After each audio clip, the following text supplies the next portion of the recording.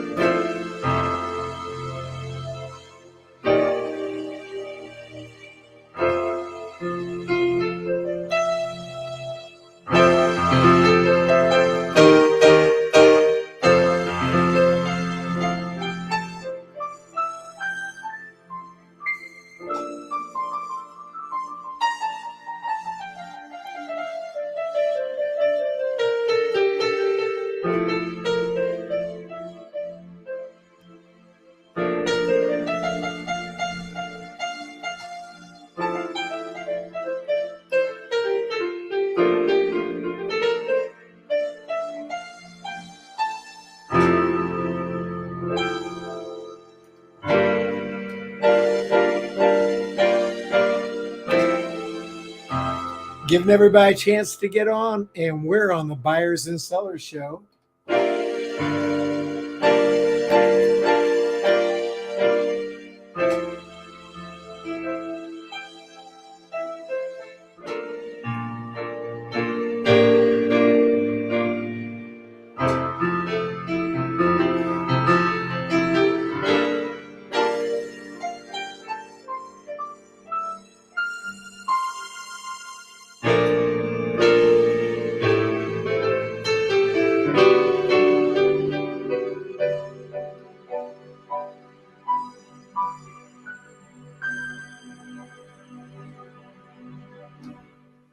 And we're live. Welcome. I'm Jay Skinner, and you're on the Buyers and Sellers Show right here. And I'm in Westfield, Indiana. It's on the north side of Indianapolis, Indiana, USA. And some of you probably know where this is. Others might be a new thing. Anyway, today you're here to listen about good intentions and new behaviors. Because one of the things that I figured out here in life is something that many of us know, is that we have good intentions, but sometimes, over even a period of years, those intentions never become new behaviors. As much as we think about it and as much as we want it to be that way, it doesn't exactly happen. So we're going to delve into that a little bit, and maybe as a result of this, I'll get some new ideas. Other people listening here will, and maybe I can give you some thoughts that will also help you get more peace of mind about this very sometimes troubling situation. Also, it's very important to me that you comment and that you ask questions. It's so important to know just exactly what you're thinking, how you're feeling. And I want you to go right here. I'm going to type in my website, thejskinner.com. That's one of the ways to get to me. And right there, it should pop up in your stream and on Facebook, Twitter, YouTube. Let's see, what else am I on? Twitch, how about that? And LinkedIn, you should maybe be able to see that there. And then I don't know if it came back through there, but I know that I have LinkedIn commenters frequently. So I want to encourage all of you to jump in there and make comments. And if you have any thoughts, this is a good time to do it. The other thing is to remember there's a couple of key rules about the buyers and sellers show that have evolved over the years. And one is the silver rule, which is do unto your vendors what you want your customers to do unto you. Think about that. And then there's the green rule, do for yourself what you are asking others to pay you to do for them. So if you're selling something and you're not using it or you're not doing it, then that would be the first place to make the change. You got to have that kind of integrity on the inside that's outside. If you're telling everybody they need to do this or that, then you need to be doing this or that for yourself as well. Just think about it. And I guess I could say, when you're mad at somebody for doing something bad to you, it's like, have you been treating them or others like them? And are you just getting back what you've been putting out? Oh my gosh. Yeah, I know. I know. So give you things to think about. And I know that you're here because this gave you a thought too, to think about this. Okay. And, going from best intentions to actual behavior change, ABC, or actual change to be better, is a trick. And okay, so this is true confessions. I have had problems with things. It's like I think probably one of them that really stuck with me for the longest time, and it took ages for me to understand it, and I still struggle with it, is this one right here. I talk too much. Well, it's great when you're running a show and you're the teacher and you're doing like this and it's all about talking. But if I'm sitting in a room with you or a small room with half a dozen people, it's not always about me just spouting out everything it is I think I know. But, so of course, you and I, we all think we know good stuff and we're smart. And maybe we think that's why these people had us to come speak to them. But I will tell you that people have you over to speak with them because not only they're interested in what you know, but they want to see how much you care. Okay, now there's an old saying, no one cares how much you know until they know how much you care. Think about that one. I didn't invent that. I don't know where that came from, but something worth thinking about. But how do you fix I talk too much? This is probably one of the easiest ones in my head, because I will tell you what, if you have gone years and years and years and years without fixing this, and you find yourself saying, man, I need to listen more, talk less, you hear the funny things people say, like you got 2 ears, one mouth. That should tell you something. But how do you really connect with that in your own behavior, in your situation, when you're with people? And it wasn't until I got the idea of verbal ping pong, and I really don't know who gave it to me or if I made it up or what. But the idea is, and think about this, if you go down to the ping pong table and you're playing with one of your kids or a grandchild or somebody, or just a friend, maybe you're having a party and you're together, your ping pong, which is you got a paddle and a ball and you serve it across the net, and then you're really hoping they'll just gently hit it back to you. And then as it comes over, you judge it, it bounces, boom, you hit it back. Then as they don't like grab the ball and just stand there and look at you for a long time. And you don't do the same thing. You just, when it gets onto your side, pop it back. And all the meantime, oftentimes you guys are talking while you're doing it. You're having fun. You're just enjoying the time together. And not this ping pong like you serve to try to get it past them. Not ping pong like you hit it so hard that they can't do anything with it, but the kind of relaxing and enjoyable ping pong where you're having some fun, you're serving it back and forth. Now, put that in the context of a conversation. Tell me about your conversations with your customers, with your vendors, with anybody that comes into your office or calls you on the telephone? Are you dominating that conversation? Well, a lot of you could say, yep, you do. Guilty as charged. Do you want to? If you want to, you just go ahead. You're doing a good job. But if you think, no, in fact, you've gotten feedback from friends, relatives, neighbors, spouses that say, you could chill out a little bit, don't talk so much, listen a little bit. And you say, oh, I couldn't agree more. I've read books. I know that's a good thing to do, but how do you do it? Well, try to envision something like verbal ping pong, where you say a couple sentences and just be quiet. Give them a chance to hit the ball back with a couple sentences.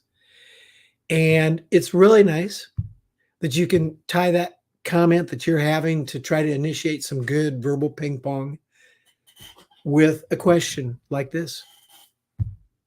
Oh man, I'm having a great day today. I'm so glad to be here. How's it been for you? Great. And they just tie down with a question. I'm just talking to you right now, and I might say, can you imagine how this could work for you? And I make it an open-ended question, which is even better. Is they say yes, then I would say, oh yeah, well, it's finally worked for me. Thinking about it like this consciously, when I'm with people, am I ping-ponging? Am I actually creating a nice atmosphere for us all to work and talk and enjoy one another together and appreciate and respect each other? How would you implement that if you were going to implement this idea of verbal ping pong? And just be quiet. Just ask the question and don't say anything.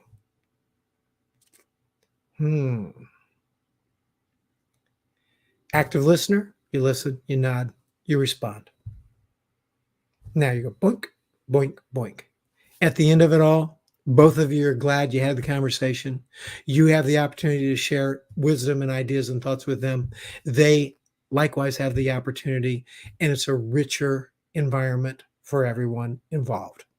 There you go. Now, there's an idea on how to fix I talk too much. Here's a good one. Be anxious for nothing. This came up actually this morning in a Bible study. I was with some men's Bible study I go to on early every Friday morning. And we have some good time talking about what's going on in our lives, what we're thinking of. And the topic came up with, the Bible tells us to be anxious for nothing, not to worry. Do not worry about this or that, and they talk about how much God takes care of the birds and the beasts of the field and everything, and they don't toil or have to work, and they continue to have everything that they need. How much more will he take care of us? Well, that's all well and good, and I've read it a billion times, but what about that worry? What about that anxiousness about things that are coming along your way? What is some practical, like something you can do to help get that worry under control? One thought would be this: focus on what is important in the moment. I'll give you, for instance, my phone's on silent here. Now I actually have it where it can pop up, because if you can't hear me or something bad like that, then you'll either please chat in the comments, or somebody will send me a text and say, oh, there's something wrong with your mic. But other than that, I'm not here to talk to anybody on the telephone. What I'm here to do is pay attention to what's important. And what's important in the moment is, one, that I was prepared for this broadcast. And two, that now that I'm doing it, that I don't let distractions, or we talk about shiny objects, stop us. And that translates into this good feeling of peace about, I can do this. Everything's okay. Now think about when you're piled up with tons of things to do. I get it. I'm the CEO extender. I have multiple clients running at the same time, and I have commitments to them individually to take care of projects. And I have the PDT pallet program where I manufacture plastic skids and pallets for people, custom ones. And I'm involved with the whole engineering process, turnkey from stem to stern. And then I have other people who are just talking to me or friends, or we work together. And then I have my church commitments. I have other things that I do. Oh, am I any different than you? I don't think so. I think you could have that same conversation. So, how do I get that peace? I've got some comments here. Let's see who's here. Hi, Greg. Good to see you. He said, "Don't worry, be happy." Yeah, I like that. I like it. And for some people, they can say that and just do it, and it's cool. Unfortunately, people, maybe it's people like me, and there's different personality types and styles of people. I almost have to have something like a metaphor or a simile or something that I can say, what do I do that translates into this for me? And so, just like I said, for I talk too much, think in terms of verbal ping pong. Here, I need to think in terms of what is important in the moment. And I'm not going to worry about tomorrow because tomorrow's got enough troubles of its own. That's a wise statement from the Bible, in fact. But at the same time, I don't even have to think about tomorrow or what else is going if I concentrate on where I am right now and what it is I've chosen to do.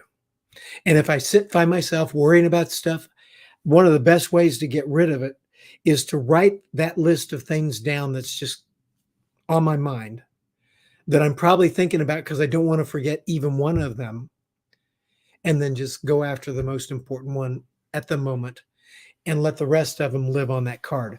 And here's one of the tools that I use right here. These are 3x5 cards in the back of my pocket. Now, how many times you say, "Oh, I don't want to forget that," or you might even mention to your wife or friend, "Hey, don't let me forget this or that." Well, when you are thinking like that, what I want you to do, just have some blank 3x5 cards. They're cheap, and these are blank ones. Got a line on the lines on the front, blank there on this side. Keep them in my back pocket. And when that idea comes up that says, "Oh, I don't want to forget that," well, rather than just keep thinking about it so you don't forget, or worse yet, you stop thinking about it and you really do forget about it, but it was important, or it's like, "Man, this is a great idea. I can't forget this." Just pull out the card and write it down. Whatever it is, don't forget this. Whatever it is. Yeah, I just write whatever it is I don't want to forget. Here it is. It's written down. I know exactly what I mean. I want this to be taken care of. And then where's it go? It goes right here in my front left pocket, along with some change, some keys, some other stuff. And then tonight, when I kind of unload my pockets, it comes out on top of my dresser. I look at, oh, yeah. And it stays there with me in my pocket or on my dresser. And I look at it every now and then until I get it done. You know what? That's another very physical way of keeping track of what's important. And I don't have to worry like, oh, get all worried and anxious about forgetting these things I thought of, because now they're on a stack of 3x5 cards. They look like this. And it's like, by the time I get done, I got all these cards all in one place, but they're reminding me of what I need to do so I don't have to remember it. There you go. Look, it's got some other comments. And let's see, Alfred E. Newman from Mad Magazine. What? Me worry? Yeah, that's right, Greg. Oh my gosh. So let's think about something else. There's some ideas for being anxious and reducing that. By the way, if you're just coming in and didn't hear the first ones, please catch the replay when this is over. It'll just show over and over again. You can come right back to it and catch the beginning. How about this one? Positional intimidation towards others. Now I said, see, I talk too much. And know the meek shall inherit the earth. PI, positional intimidation shuts other people down. Now, so let's go back to I talk too much. Verbal ping pong. Hear me talk more about that if you want to go back to that part. But what is positional intimidation toward others? Another behavior. Well, that's when you're kind of a big shot. You think, at least you think you are. You know you are. Maybe you make great money, you make good money, you travel the world, you've done tons of things. And people look at you like, oh, you're so great. Or they talk to you like you're the boss. Maybe they don't think you're so great, but you're the boss. You got that position. You're admired for whatever it is you can do. When you walk into a room, there's a lot of people want to come shake your hand, be around you, and stuff like that. And you got this sense of you're pretty good, pretty big deal. Well, humility is really important in life. In fact, Jesus said in the Sermon on the Mount, one of the things he said, the meek shall inherit the earth. It's like, okay, I get it. And we've taught to be more humble and less proud. In fact, there's another verse that says, pride cometh before a fall. Now you think back on your life and you'll go, yeah, that's true. That's true. And so, have you exercised positional intimidation in a meeting, in a group, with someone that works for you or works around you? Or maybe you're just around somewhere and with someone, and you think somehow you're going to be telling them what to do, and they're going to have to do it because of who you are, or what you are, or the power in which you deliver that message. Your position, you're standing and they're sitting. I don't know. Do you find yourself using positional intimidation to try to get your way, which your way doesn't mean not the right way, but it certainly doesn't appeal to other people if they think they're getting something crammed down their throats by somebody. So, what's your position? Am I saying never be strong? No, of course you can be strong.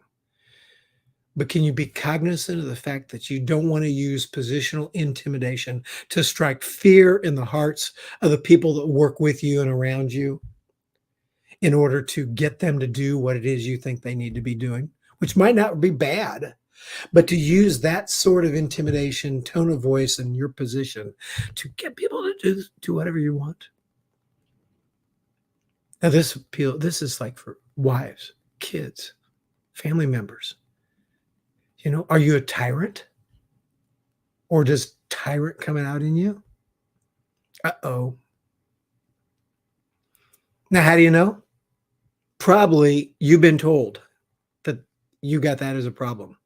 And probably, and it might not use that word, I think positional intimidation might be my word. You can probably put my name next to that as a quote. Let's see what we got here. Gregory, I'm so glad you're participating here with this. Those who proclaim to be king might be a phase of positional intimidation. Well, you know what? I tell you what, you and I know King of Sales, and that's just positioning in the minds of people so people get the idea of what he does. So we know that guy.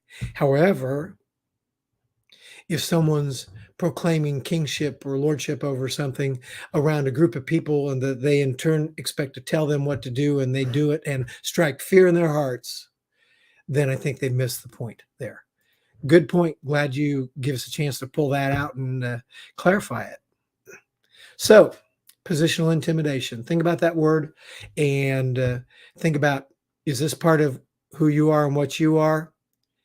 And how can you change that? And like I said, go back to I talk too much. Sometimes it's just relational stuff. Imagine if you were in a meeting and you're sitting at the table and everybody knows you're the boss, and you use this tactic to get people to quit talking about their stuff, or influence them to do something else that they want to do differently. And it's like, what happens? Well, if you've been at the table and that's been done to you, you get shut down. It's like, I'm not going to put myself in that position again. Now, me, I tend to just do it over and over again. It's like, I don't let people intimidate me like that. And I'll come back with a big smile and let it happen again.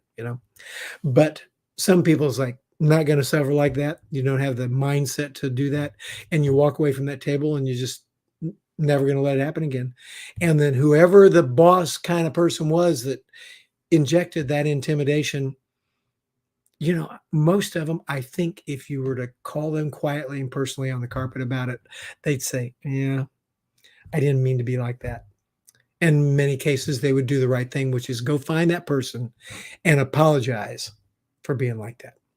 So if you're guilty, go make amends. Go apologize to some people for how you acted. Let's see what we got here.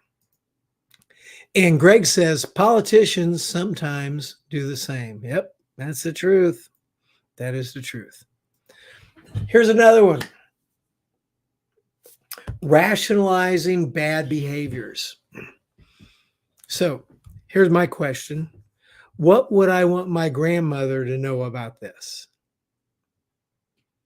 Now, some of you have heard the thing when we talk about integrity. In fact, Gregory was on my show, and you can go back and listen to Greg Sneed's show with me. And it was about integrity in business. And one of the important things is what you do when no one's watching really tells who you are, what you are, and what kind of integrity you have. So maybe that saying helps you not rationalize a bunch of bad behaviors. I don't know. Or doing some bad stuff. Or maybe it helps you to say, will my mother, dad, wife, kids be proud of me in this situation if they knew what I was doing or what I was saying? Is what I'm doing or saying respectful to others? Maybe you need to just come up with a list of questions to ask yourself when you find yourself doing stuff and that little Jiminy Cricket, and you go back, I talk about Jiminy Crickets talking in my ear saying, that's not very nice. You shouldn't be doing that. Rationalizing bad behaviors is in and of itself a bad behavior.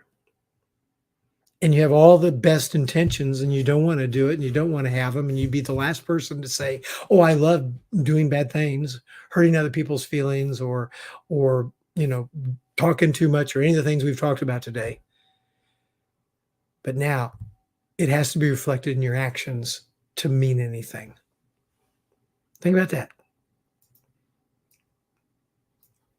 Well, here's something when I was doing my research I ran into, and I want you to share this with me and see this. And if you're reading that, that's good. I'm gonna put up a picture here that kind of illustrates it. And I found a guy, I don't know him, but I sure liked what I saw, and that's why I'm putting it up here. And it's the Isaac Newton's law of productivity, and it's physics, and it's actually his first law of motion. I'm going to take that banner off so we can really see it well now. Is objects that are in motion tend to stay in motion, and I also in the same direction of that motion unless acted on by another force, either slow it down, change the direction, whatever. And that's like, as I remember too, I think of the word inertia. And if you're on a path where there's continuing bad behavior or problems and criticisms, or it's not going well, or, if it wasn't for bad luck, I have no luck at all kind of a feeling. But you have good intentions, maybe this is the law of life here now that's comes from physics that's working on you. And if you want to know more, I suggest that you get to know and go to this website of jamesclear.com.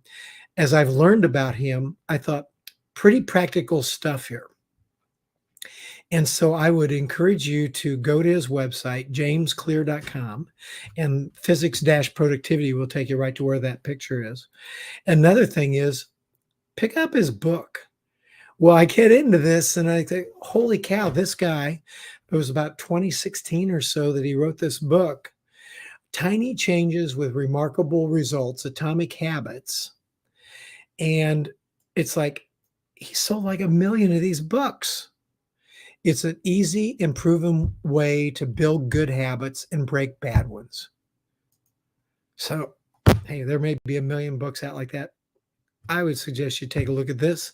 I'm going to get it for sure and go through it. I think there's probably a lot of good wisdom in here because success begets success. And he didn't sell 1 million books without people getting into it and saying, ah, yes. So I'm going to check here. There we go. Gregory.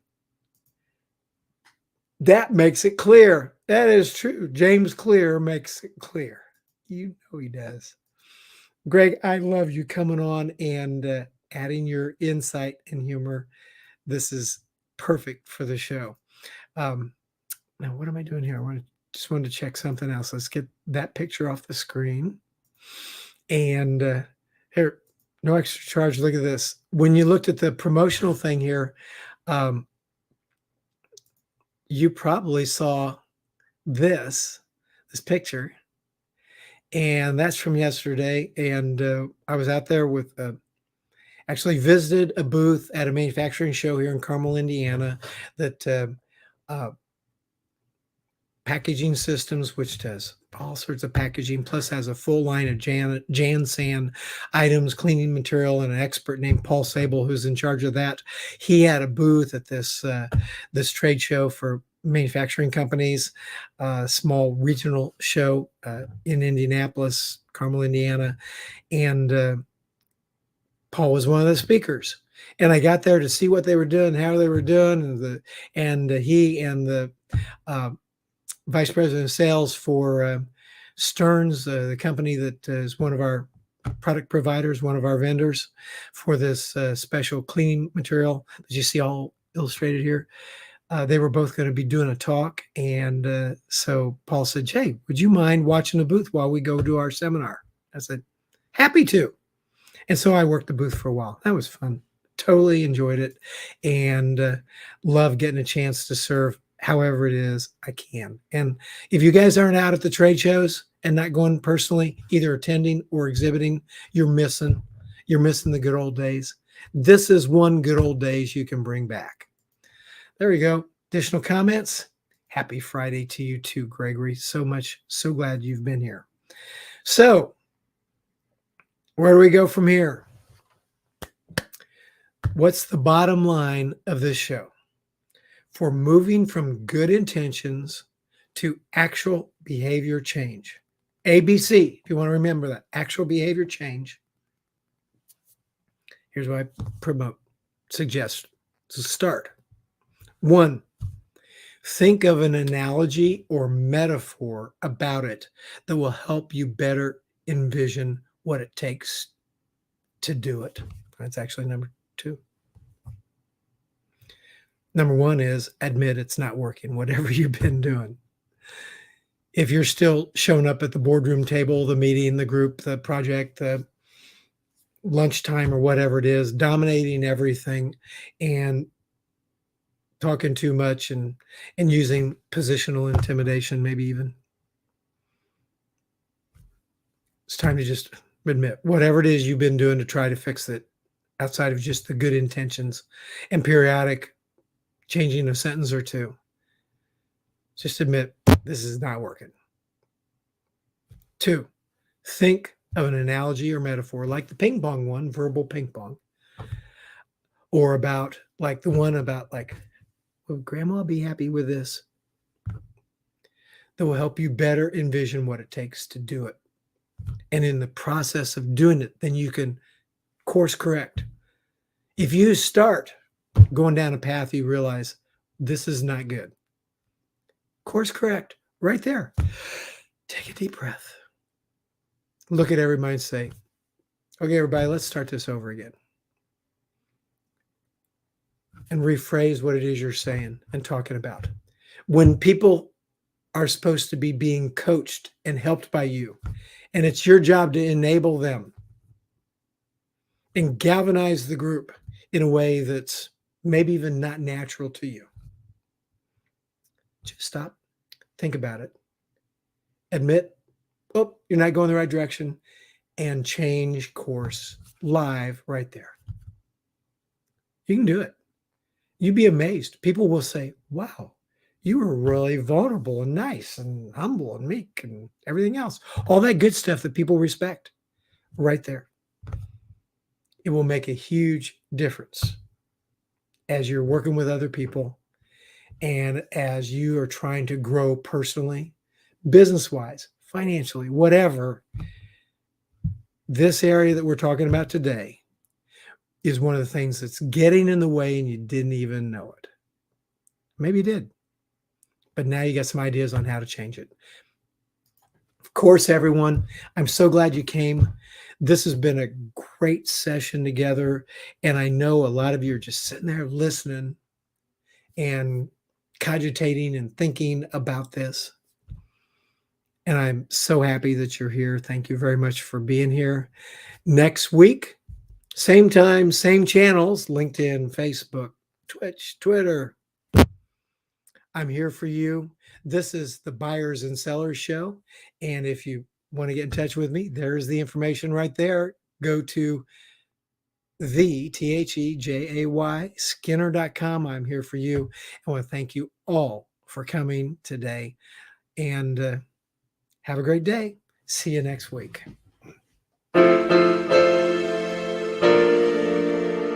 A lot of relaxing music on this one.